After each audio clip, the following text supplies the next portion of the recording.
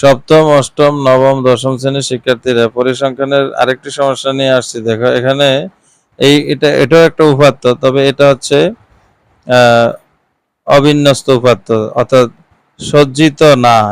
এটা সজ্জিত উপাত্ত হলে বিন্যস্ত উপাত্ত, আর সজ্জিত না হলে সেটা হচ্ছে অবিন্যস্ত উপাত্ত। এখন অবিন্যস্ত উপাত্তের ক্ষেত্রে প্রথমে কি দেওয়া আছে, এখানে প্রথমে প্রশ্নটা দেওয়া আছে যে শ্রেণী ব্যক্তি 5 ধরে শ্রেণী সংখ্যা নির্ণয় করো। এই উপাত্ত থেকে শ্রেণী ব্যক্তি 5 ধরে শ্রেণী সংখ্যা নির্ণয় করো। এই ধরনের প্রশ্ন থাকলে তোমরা যেটা প্রথমে করবে সেটা হলো,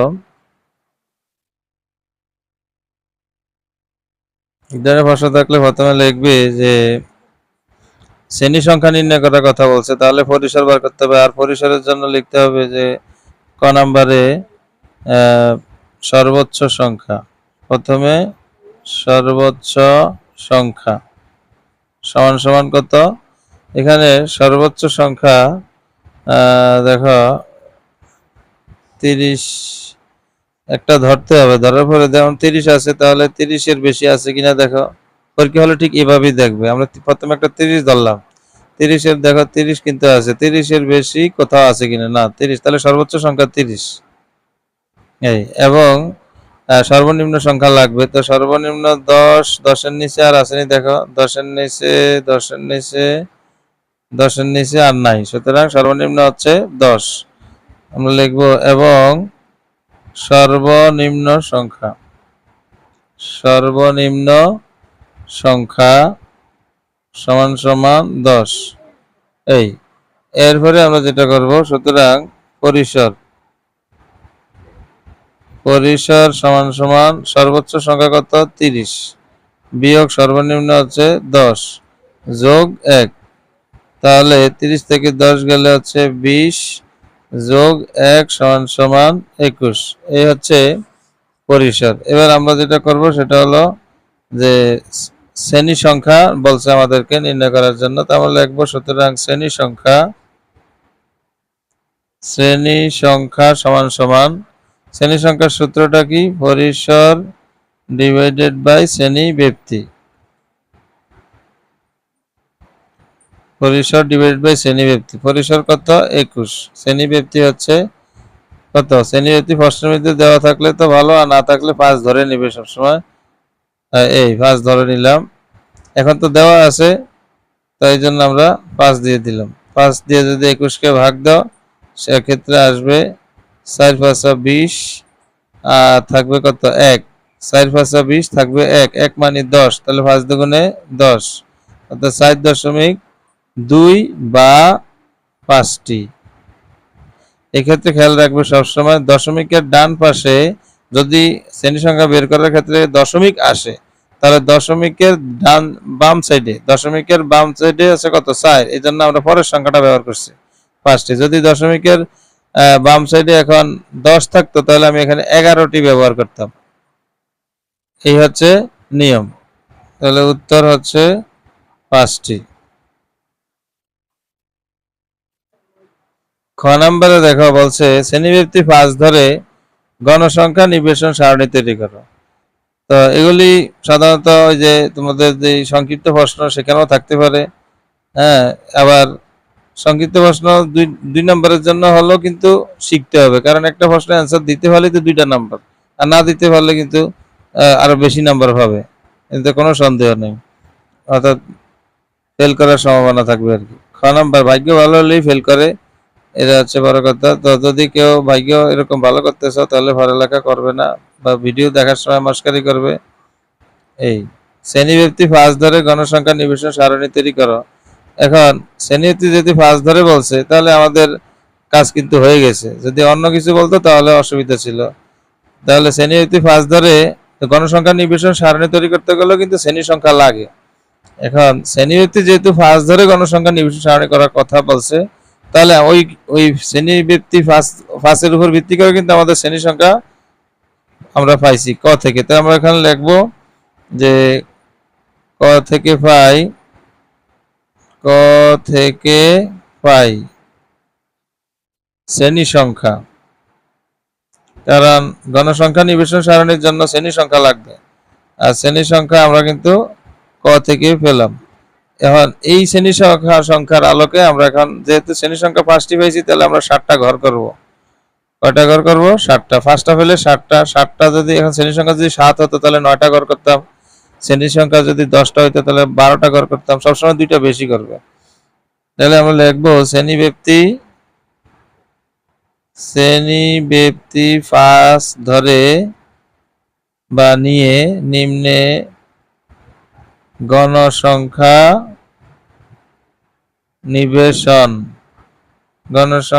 নিবেশন সারণী তৈরি করা হলো।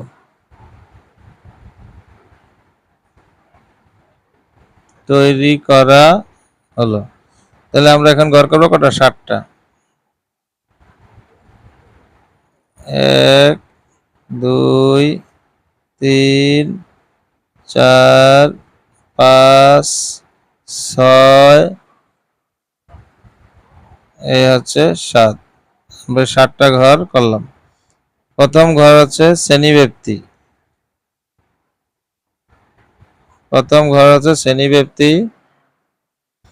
শ্রেণী ব্যক্তি লেখার পরে এভাবে টান দিলাম। এরপরে দিবা টালি। গণসংখ্যা নিবেশন সারণী করতে গেলে টালি লাগবে। যেহেতু এখন টালিটা কেন লাগবে? কারণ আমার তো গণসংখ্যা লাগবে। কারণ গণসংখ্যা নির্ণয়ের জন্য যে চিহ্ন ব্যবহার করা হয় তাকেই মূলত টালি বলে, বা গণসংখ্যার সাংকেতিক চিহ্নকে টালি বলে। এই টালি চিহ্নের মাধ্যমে এখন আমরা গণসংখ্যা মূলত বের করব। এরপরে যেটা পাবো, টালি চিহ্নের গাণিতিক প্রকাশকে, সেটা হচ্ছে গণসংখ্যা। টালি চিহ্নের গাণিতিক প্রকাশকে গণসংখ্যা বলে। এই আমরা টালি চিহ্নের পরেই গণসংখ্যা পাবো, এই জন্য আমরা শেষ ঘর লিখলাম। এই হচ্ছে গণসংখ্যা নিবেশন সারণী তৈরি করার সারণী বা যে বক্স তৈরি করা সেটা। শ্রেণী ব্যক্তিটা কি হবে? শ্রেণী ব্যক্তিটা এটা খেয়াল করা। শ্রেণী ব্যক্তি সবসময় মনে রাখবে যে প্রথমে যে শ্রেণীটা ওইটার প্রথমেই লিখতে হবে সর্বনিম্ন সংখ্যা, যেটা আমরা পেয়েছিলাম ক নম্বরে সর্বনিম্ন সংখ্যা পেয়েছিলাম 10। এখন এই 10 থাকবে সবসময় মনে রাখবা। সর্বনিম্ন সংখ্যা সবসময় থাকে প্রথম ঘরে আর সর্বোচ্চ সংখ্যাটা থাকে শেষ ঘরে। তো আমরা লিখব এখন সর্বনিম্ন সংখ্যাটা প্রথম ঘরে আগে লিখব। এই 10 লিখলাম।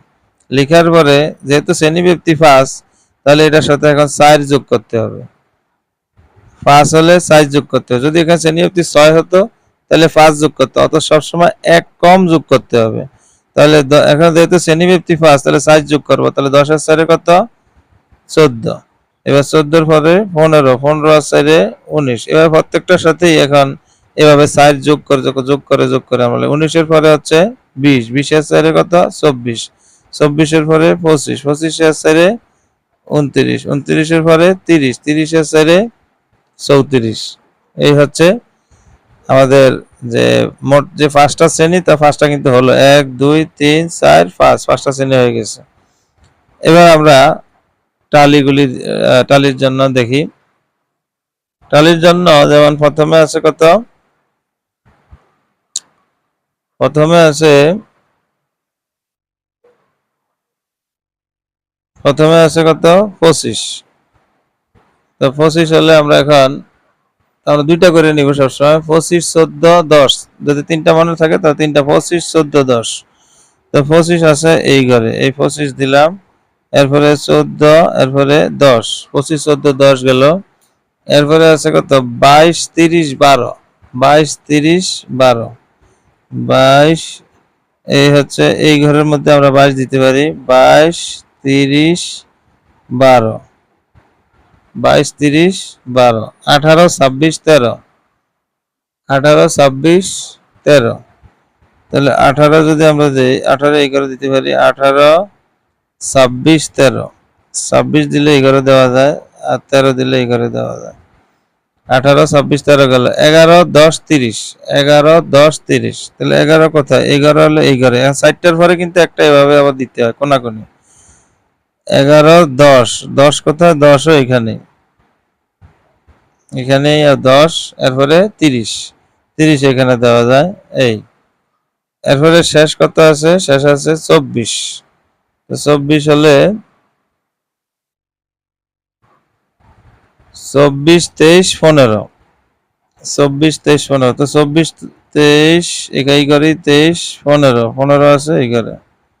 আচ্ছা এরপরে আছে 28 20 25 28 20 25 তাহলে 28 এখানে 28 20 20 25 28 20 25 এরপরে 13 22 29 13 22 29 তাহলে 13 হবে এটা 13 22 আগে বলছি চারটার পরে একটা কোনাকুনি দিতে হয় 13 22 29 29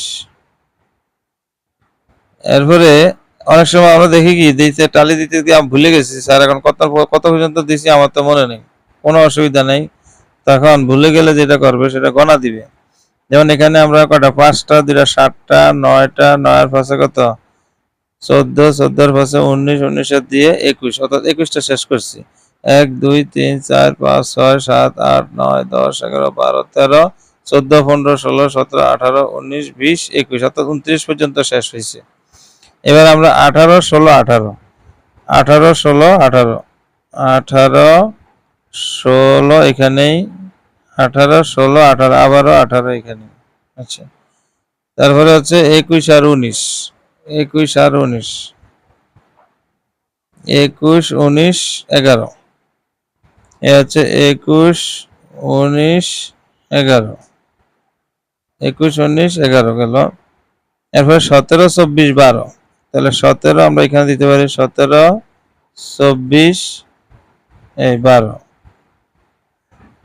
মোটামুটি আমাদের টালি দেওয়া শেষ এখন আমরা হিসাব করব যে কোন ঘরে কয়টা দাগ পড়ছে এইটা আর কিছু না তাহলে এখানে ঘর পড়ছে কয়টা কাটা পড়ছে কয়টা 5টা আর 4টা 9টা 9টা দাগ এখানে দিছি এখানে দাগ দিলাম 7টা তাহলে 7 লিখলাম এখানে আছে 7টা এখানে 7 লিখলাম এখানে 5টা এখানে 5 লিখলাম এখানে 2টা দাগ দিছি এখানে 2 লিখলাম যত দাগ তত লিখবা এটাই হচ্ছে গণসংখ্যার প্রকাশ এটা এতটুকু করলে এখানে কিন্তু 4 নাম্বার যেহেতু প্রশ্নে খ নাম্বার আছে এটা তাহলে 4 নাম্বার দিতে হবে এটা মূলত 2 নাম্বারের কাজ যাই হোক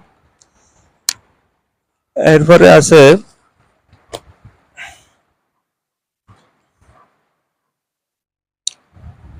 আছে ক্ষয়ের আলোকে ক্রমযোজিত গণসংখ্যা নিবেশন সারণী তৈরি করো তাহলে আমরা প্রথমে লিখব যে নিম্নে গ নাম্বারে নিম্নে ক্ষয়ের আলোকে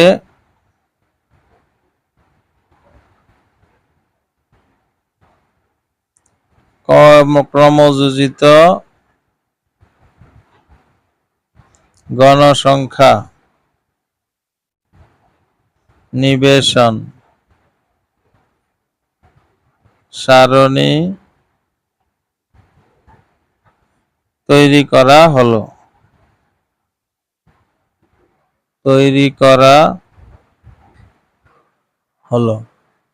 এটা লিখলাম এরপরে আমরা তাহলে ক্ষয়ের আলোকে যেহেতু বলছি তাহলে ঘর খর মতই হবে ঘর আমরা খ নাম্বারে কিন্তু ঘর করছিলাম কয়টা এখানেও তাই করব 1 2 3 4 5 6 7টা তাহলে আমরা এখানে 7 নম্বর ঘরের মধ্যে লিখবে যে n সমান সমান সবগুলি যোগ করে দিবে আর কি কয়টা আছে 9 এর সাথে কত 16 16 এর সাথে 23 23 এর পাশে 28 28 এর দিয়ে 30 9 এর সাথে 16 16 এর সাথে 23 23 এর পাশে 28 28 এর দিয়ে 30 এখানে আমরা এখানে যেহেতু ঘর করছি কয়টা 7টা 1 2 3 4 5 6 7 এখানে আমরা এখন 7টা ঘর করব 7টা ঘর আমরা যদি করি তো প্রথমে 1 2 3 4 5 6 7 এই 7টা ঘর আমরা করলাম করার পরে লেখার পরে সবসময় টান অর্থাৎ ঘর কমপ্লিট করবে লেখার আগে না শ্রেণীবৃত্তি লিখলাম এরপরে আবার লিখবা গণসংখ্যা লিখলাম আবার ঘর কমপ্লিট করলাম এখানে লিখবা ক্রমযোজিত